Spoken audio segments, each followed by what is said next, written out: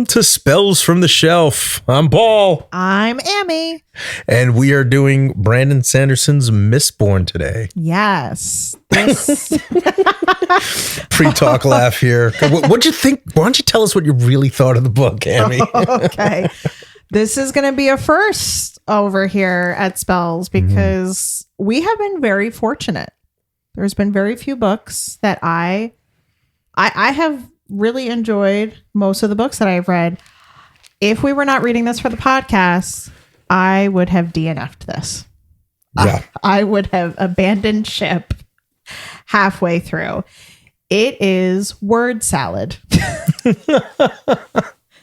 Here is word salad. It uses very big, pretty words to make sure that we all know that he's a very smart man. Oh, man. Like I said, what you really think. We get it. We get it. You know big words, and I love that for you. But when you string them together for over 500 pages, I need more. I need meat. I need meat. This was an appetizer that was supposed to be an entree. You know, it's funny. There's as we open up this book, there's lots of really great stuff in here. Yes. A lot of wonderful things, quotables, like cool storyline, cool characters. But I'm with Anne-Marie on this one. Like, I would not have finished this if we weren't doing it for the podcast. And it's because it takes, you know, what Sanderson, I feel like, did masterfully with this book is reveal, like his revealing, like, you know, like the heist is coming together and the reveal at the end, like the last, I don't know, 150 pages were like, oh. But in order to get to those last 150 pages, you've got to get through like 400 plus pages of like, yes. I'm kind of done now. Yeah. You know, I think this is, and it's okay. Here's what I'm going to say. We are all not going to like the same books, and we are all not going to like the same authors. And thank goodness there's so many to choose from, because otherwise, if it was just Sanderson, I'd be sad. I'd be a really sad panda. Okay. Oh, man. This was an overhype for me. I went into this with maybe too high of expectations. With way too high of expectations. And maybe that is the reason for its downfall for me. Because I went into this thinking this is going to be the book that reminds me of Lord of the Rings. I did. I feel like it's put on a Tolkien pedestal, but it is not Tolkien. And I love me some Tolkien. Yeah. Yeah, I see that. I mean, he's definitely going for some high fantasy stuff. Like, you've got the Cosmere, right? Like, he's got characters that will appear in almost all of his books. Like we were talking about Hoyd. Yes. Hoyd is, so this is my second Sanderson book. I did read Tress of the Emerald Sea. I also disliked that. So it's not just one. So I'm done now. I'll give an author two shots. I've given him one. It's kind of hard. It's after this one. I mean, part of it, like, we read this November, December. So I feel like those can be hard, busy times to begin with, but they can be. Yeah. I remember just reading this. We were talking about it. I'd be going through like the first like 60, 70, 100, 200 pages. And it's like, I'm going through like 5 pages at a time, then I'm falling asleep. It's a good book to fall asleep to. Yeah. I mean, and here's why, like, just to throw that out there, he gets really didactic and about the allomancy. And what's interesting is that the book was originally two different stories that ended up being cannibalized by Sanderson, and where he took kind of the best parts of each and combined them in. I didn't know that. Yeah. So I was reading about this where it was Mistborn Prime and Final Empire Prime, the magic system, allomancy, and the heist mechanics were all in Mistborn Prime. And then the real kind of world building and the political intrigue was the Final Empire. And he kind of just and apparently they didn't work on their own. And I don't know whether a publisher wouldn't take them or he just didn't like them. Then he kind of combined them. So there is this like very didactic element where he's over explaining allomancy. And to be fair, it's a new magical system. You're being introduced to a new world, a new way that magic works. But it's very teachy and preachy around it. And to be fair, like the character's teaching Vin, right? Like Kelsier is teaching Vin, our main character. So there is an element of teaching that's supposed to be there, but I still think you can do that in a show don't tell way. Yes. And I think he's totally missing that. Like there's way too much tell on how allomancy works, and it knocked us both out. Yeah, there is a lot of tell here, and that's what Paul, shout out to you, because you always have like the background information that like it's like the domino effect. Like you'll find out like this like really cool niche background information on the stories that we read, and I feel like it creates like a domino effect because I couldn't tell why this felt so disjointed. I couldn't understand because I didn't know that. I felt like I thought that I was losing my mind. I was like, no, you weren't. I was like, maybe I'm losing my mind here. But so it's basically Frankenstein's monster, where you're taking like pieces of what was supposed to be separate things and combining them. So the opening on the prologue, I was so excited, like on the first page. So I think I talk a lot about like picking up on vibes. The opening of the prologue is sometimes I worry that I'm not the hero everyone thinks I am. The philosophers assure me that this is the time that the signs have been met, but I still wonder if they have the wrong man. And I love that, right? Like that opening of like self-doubt where he's on this journey, like the worst of us have conviction when we shouldn't, or like the villains always have the most conviction, but not the heroes. Conviction is this double-edged sword in life and in fiction, right? And but this self-doubt, this imposter syndrome that can kind of paralyze a character or even yourself, right? As you're kind of just moving through certain decisions in your life. Yes. But the opening paragraph really had me, like it really captured me. And then I feel like it did go into a little disjointed land. Yes. No, it did. I also was captivated by the prologue of this. I was captivated as well. I remember I texted you and I said, I think this is going to be a really good one. Yeah. I was really excited because I had read Tress of the Emerald Sea, and I actually had picked it up with a free credit on Audible for the graphic audio. So you hear footsteps, you hear clanking of teacups. So it's very immersive when it's the graphic audio. And if it wasn't for the audio, I would not have continued with Tress as well. Right. But I had been told that Mistborn was different. And when I picked this up and I read that I was like, this is going to be great. And I actually was having a really good time with it up until part 2. So I was having a pretty decent time with it up until part 2. I mean, I was reading it at a slow pace. Paul and I joke a lot about this. I do read books very quickly. This took me a month. This took you a month. It took me a month. Yeah. It's 550 pages and it's definitely on the longer side. Yeah. Right. I think we talk about that sweet spot with books that, kind of really move along at a fast clip, being in like that 350 page range. Right. This is 550. So it is a lot, but if you like books with amazing reveals at the end, then you're really going to enjoy this. Cause the reveals at the end are really what kept me going and not completely being done. I thought the characters were pretty interesting too. Again, I think they could have been like more edited and more concise, a little bit more dialogue, but the Terraceman, right? Sazed. Yes. Was a really cool character. I thought that his magic was really interesting. They have like feruchemy and feruchemy versus allomancy. And the Terraceman can store youth, they can store strength, but only by taking from themselves, not versus like using an outside element. So right. I thought the magic was definitely pretty interesting here. I like the idea behind the Terraceman too, where on page 171 of this particular book of Mistborn, he's talking to her about the religions, right? He's the keeper. So he's kind of like this record keeper scribe type. He's like, I can teach you of any of the religions if you wish, mistress. The Kazi were an interesting people, very familiar with death. She's like, no, not right now. You said their prayer. Is this the religion you believe in then? And he says, oh, I believe in them all. And Vin frowned. None of them contradict each other? Sazed smiled. Oh, often and frequently they do. But I respect the truths behind them all, and I believe in the need for each one to be remembered. I was like, that is absolutely fantastic, because in this like polarizing world we live in, where everybody's got their convictions and has their certain religions, like a broader picture of Yes. the different cultures and different religions, I thought was very fascinating.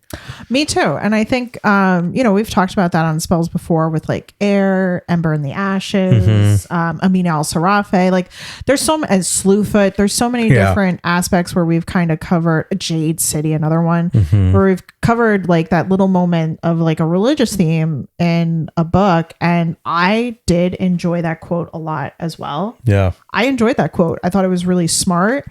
Sanderson is a smart writer. Yeah. He is. This is a very quotable book.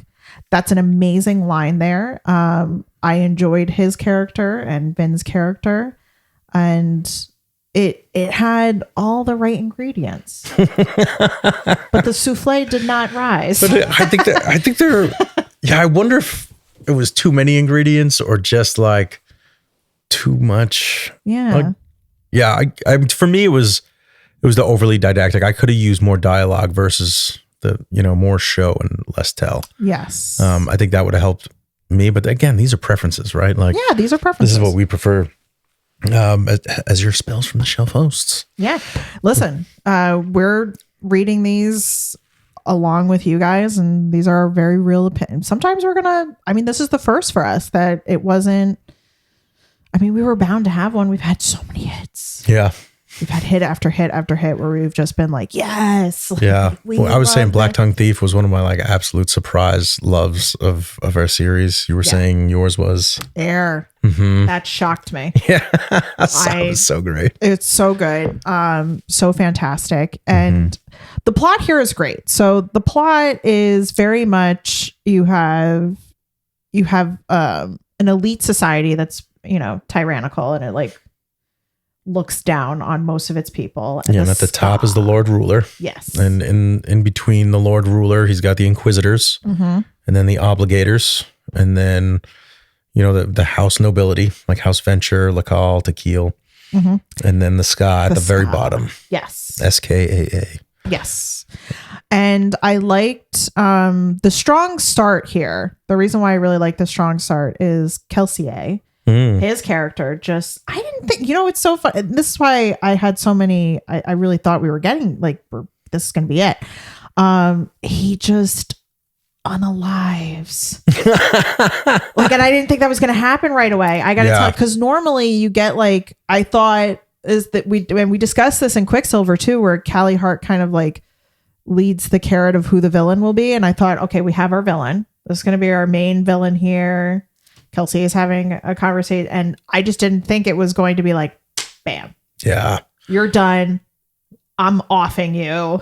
Yeah. So Kelsier is basically Vin's mentor. We really follow Vin's character. And Mistborn have these innate capabilities and ways to push and pull steel and these different metals. So they'll basically drink little vials of metal to get certain powers. Yes. And Kelsier really teaches Vin about allomancy. So he's kind of like this mentor character, and he's also the leader of the rebellion they're trying to build. So you've got this group trying to lead a rebellion. People a lot of it was talking about a heist. It didn't feel heisty to me. It felt more like an overthrow plot. An overthrow we're going to defeat. Yeah. Heist is Bardugo. Yeah, for sure. But yeah, I wouldn't call it a heist either. I would call it an overthrow of a government. Yeah. Yep. And so Kelsier is the kind of leader there, and it's you get it unfolds and then you meet Vin's character and you find out because he is they're the same. They're one and the same. And you type of Mistborn? Yeah. Mm-hmm. Yeah, where they have full kind of control over these different metals. Whereas some can be there's the Tinai, there's the Thugs, the Pewter Arms. Yes. Different metals can do different things, but the Mistborns, Kelsier and Vin, can utilize all the metals and all the magic that you can get from the different ones. Yes. So you get, and that's a really cool magical system. I did enjoy the magical system in this. I wish we had gotten more of it, and there was just a lot of telling of it. But when we got those moments, because more in action, you mean? More in action, because this is very much a mentor mentee. Yes. Yeah, And- because Vin's going to the balls for like subterfuge to gain information. So there was, and she's, I feel like Sanderson wanted to write more about it too, but he's like, I need the character to do like the subterfuge. So Right. she misses being an Allomancer when she's at the balls, but then she grows into the informant role. Yes. I felt that it was very much like a Obi-Wan Luke Skywalker moment. Yep. I would have loved if he had done an Obi-Wan Anakin Skywalker moment. Like if Vin just turned out. Well, I mean, I haven't read the series, but no, she doesn't turn out to be a villain, but how cool would that be? Yeah. If she did. Just saying. I love a good surprise villain character. And in comparison to the Black Tongue Thief, which Paul brought up as being one of his favorites that we've read, you had really great world building that wasn't overly heavy, where you didn't feel bogged down by it. I would feel this is the opposite of it. I felt very bogged down. Mm-hmm. I felt that I felt the oppression of the ash falling down on you. I felt like I was being punished. I felt punished. I was like, what have I done? Like, Sanderson, you have wronged me. I was like, dude, please get to a point. 1 point, pick one, get to it. But yes, I felt very bogged down. And which is interesting because in the beginning, I loved the setup for the world. Yep. It had great setup.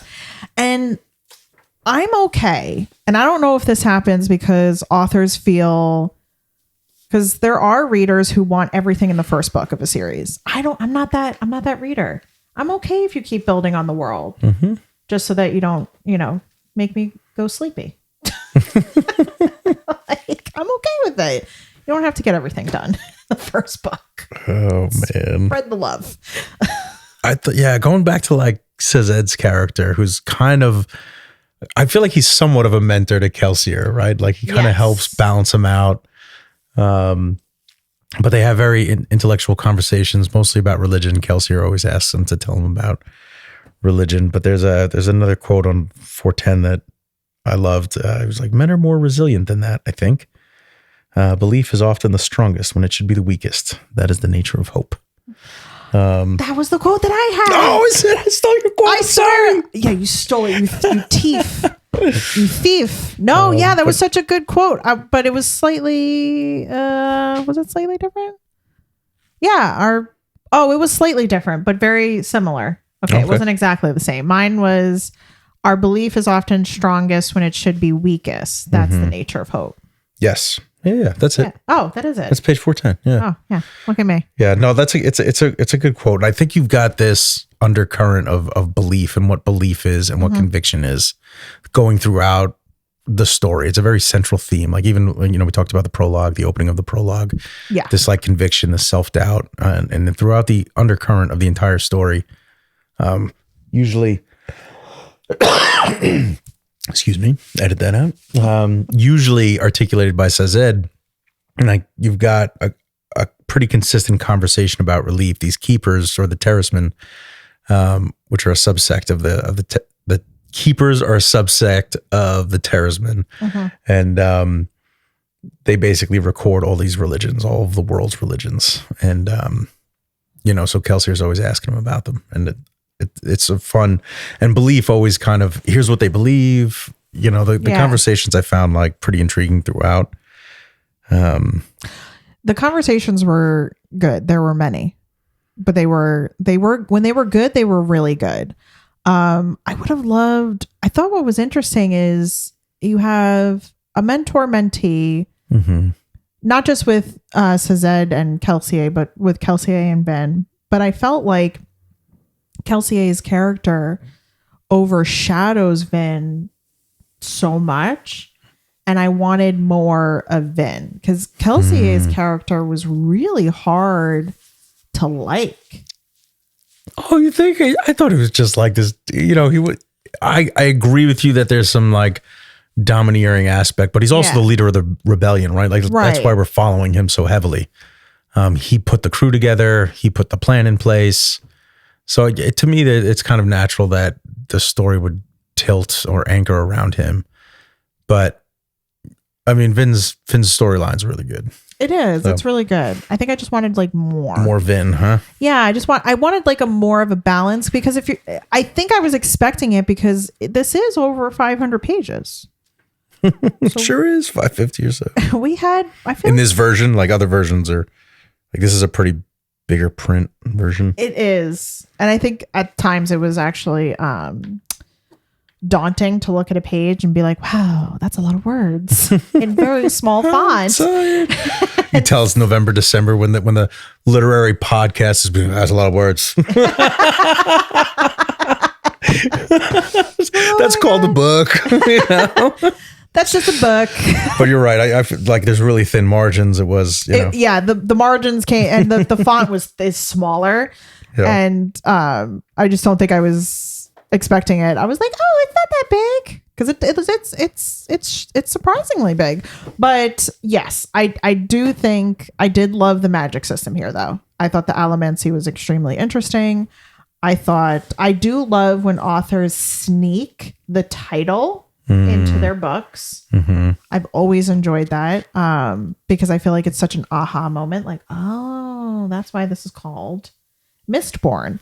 And when I was looking at this, I actually kind of felt like it was very, at first, I thought it was very like London-esque when they they used to have like soot in the air. Yep. From burning. And I kind of thought of that. Did we get why the soot is always falling in here? No, I don't think so. Yeah, I don't think we got that in this book. This is the first Mistborn book. So yeah, we don't really find out why it's always burning it. Like, it was like, is it supposed to be from the mines? Is it supposed to be? I kept guessing. Yeah. I would guess. But we know the world was once green, but now it's like browns and grays and ashy. Yeah, it's like dull. It kind of was reminiscent to a Darker Shade series. Yeah, like those Londons. Yeah, like those Londons. That's kind of what I had pictured in my mind a little bit. And hearkening back to our Onyx Storm episode, what Rebecca Yarros does, not just in Onyx Storm, but in her series in general, that is really, really well done, is you'll get these. Before the chapter begins, you have, and you see it here, you have like these little paragraph moments before the chapter starts. Mm-hmm. But Rebecca Yarros does an amazing job of giving you that precisely in the chapter that you need it to be given.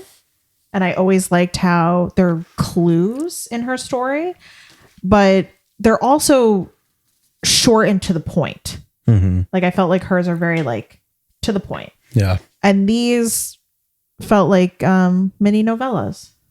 Yeah. At the start of a chat. And some of them were like nice, short, sweet, to the point, and some of them were wordy. Mm-hmm. And I could see where maybe I lost some of the story because I skipped some of the wording before the chapter. I just went right to the chapter. Oh yeah. We were talking about this, as the movie kind of, it was that long.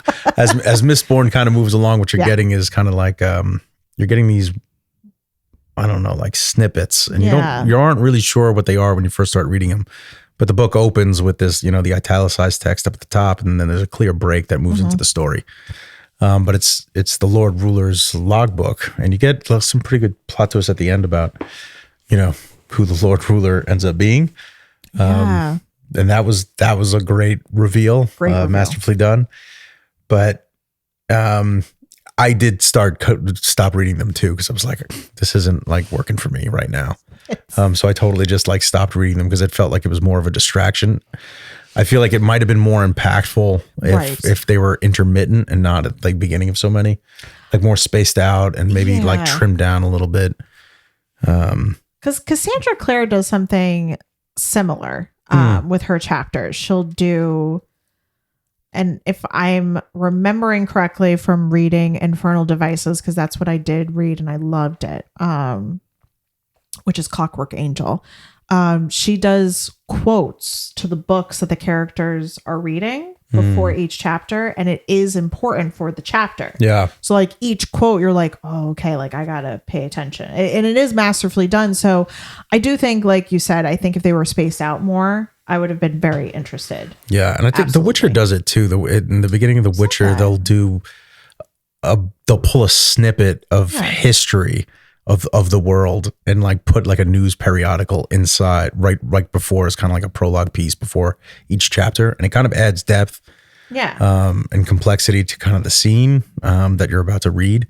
And I think that's what's being done here. I just feel like it could have been, I don't know, a little bit differently. But you're reading a Lord Ruler logbook, which is why now I get it. It becomes important, but it's like it's also distracting in the way that it's done. Yeah. And by the way, guys, I'm just going to be fully transparent. Before we started recording, Paul said that to me, like what those words, that it was a logbook, and I had no idea. I was like, oh, that makes so much sense now. Yeah. Okay. And it was completely lost on me, apparently. I was like, whatever. You were like, I was easy to get rid of. I got rid of those. I edited those out of my reading. I just, I was like, bye. I don't need you. Do you have favorite parts to the story that you enjoyed? Sazed's quotes about belief. I'm going to do another one where the ones that stuck with me the most, the ones I kept writing about in my notes. Favorite scenes are, Vin going against the Lord Ruler at the end. Yeah. And her she's figuring, and what I loved about those scenes is that like she's figuring things out on the fly. And I think she comes in with one plan and she adapts and she pivots really well.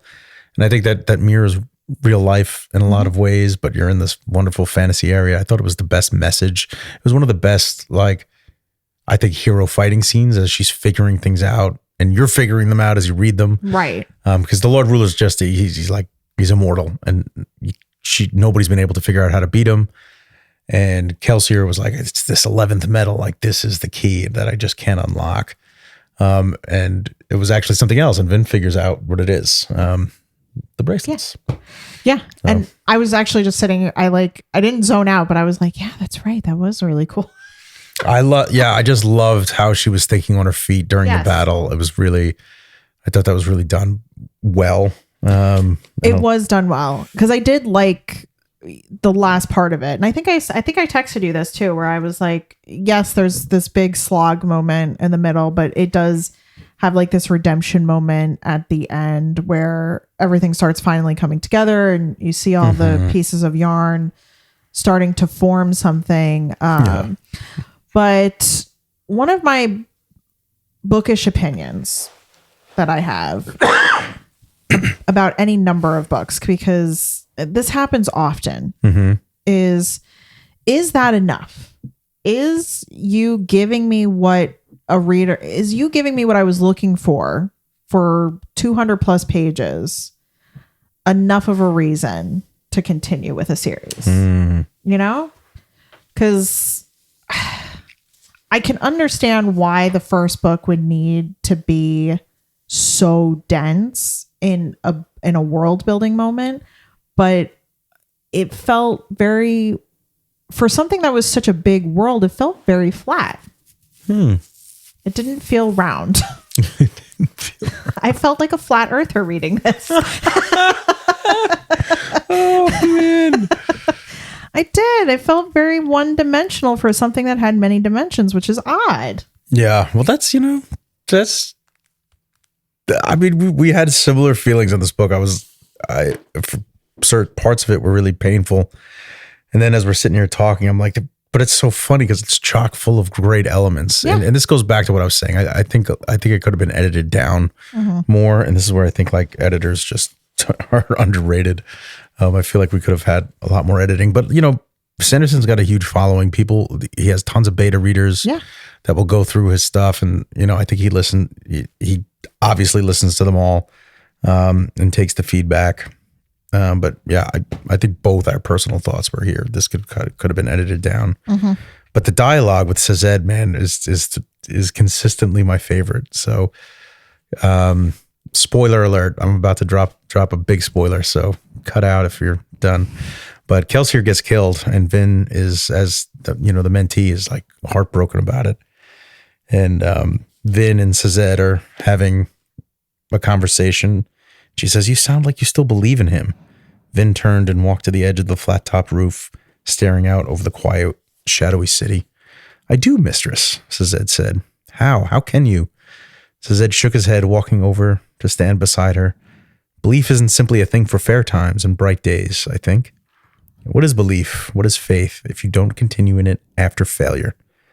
Anyone can believe in someone or something that always succeeds, mistress, but failure, now that is hard to believe in. Certainly and truly difficult enough to have value, I think. And I love how like Sazed always ends with, I think, or it's not like, I know, this is my like, these are the conversations you have today with around politics or anything else. Like people are always right. They don't enter a conversation to like potentially change their perspective. Sazed is like, he's pontificating, but it's like, this is what I think. Like, I don't know what you're going to think, but this is what I think. Yeah, I actually, and that's what I liked about his character a lot. Really great character. I mean, listen, Sanderson did a great job with the words are fantastic. And they all come together. Like he does, especially with Sazed's character.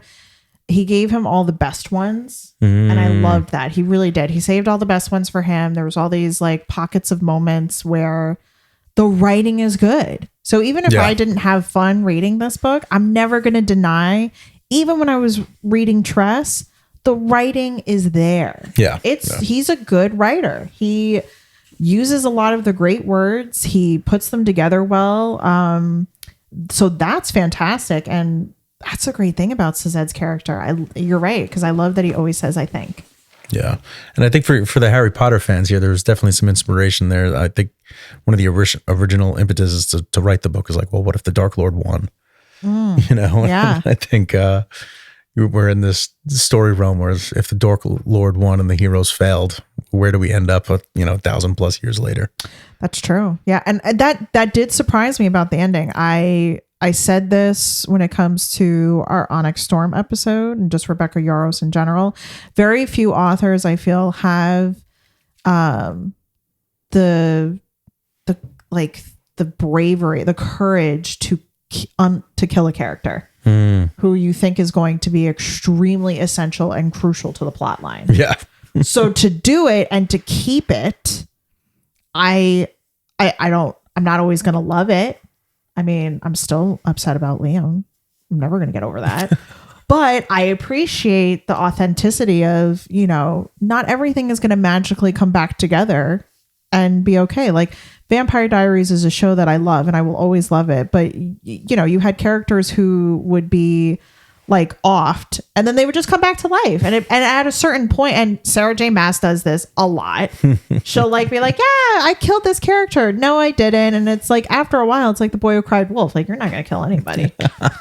You ain't going to kill a single person that I care about. I don't believe you anymore. It's okay if you don't want to kill a character, but you don't got to tease it. So I do appreciate when authors they just do it. Yep. They're just like, yeah, you know what? I don't want you here anymore. We're off in the leader. Yeah. The leader, one of the main characters, like you said, the mentor, just Obi-Wan, gone. Gone. Which is very Obi-Wan. If you haven't seen Star Wars, I'm sorry. Yeah, that is a spoiler. I don't know what to tell you. Get your life together and watch some Star Wars. I'm so sorry. That's totally a big spoiler. But yeah, I mean, we are in the spoiler section, so I feel it's allowed. That's right. But you weren't expecting a Star Wars spoiler. All right. So talk to me. How did you rate this? We've been so mixed here. Okay. I went back and forth a lot on the rating of this because at first, so I start out reading a book 5 stars. Yeah. Yep. And then I start taking off points. So I was a solid 5 stars up until chapter 10. And then living in a gangster's paradise. Michelle Pfeiffer vibes. I was just start off with the A. I was just like getting rid of stars left and right. No, it did get knocked down to a 1. Oh baby, Ammie's killing it. It almost stayed there, but then the end was very good. And like I said, I appreciate when they kill off important characters. So it ended on a 2.5. Okay, I think that might be the lowest so far for you. Yeah. I don't do that anymore. I usually just DNF books now before it gets to that point. Yeah. No, I'm with you. I think for me, God, I was a similar journey, but the end was this. The reveals were so good that I was so happy to have like stuck with it. Right. That was the redeeming value for me. Like the last, like all the reveals were so much fun to read. And I was like, this is why I read books, because it's fun. But yes, I feel like 75% of this book wasn't fun. You know, Yeah. so I'm going to go with the 3.75. I'm not going to give it a 4 because like 4 is like, I absolutely loved it and wanted to keep going. I wasn't Right. taking days off for this one. But, you know, I think for the Sanderson fans, like there's people that absolutely love him. I'm going to have a hard time picking up another book of his for a while. And I don't recommend doing them in November, December. yes. I definitely don't do them during November and December. Busiest times of the year for most people. Yeah, it was that could have played a part too. I will not be picking up any more Sanderson books. Yeah, I give every author 2 shots. Yeah, that's fair. I do.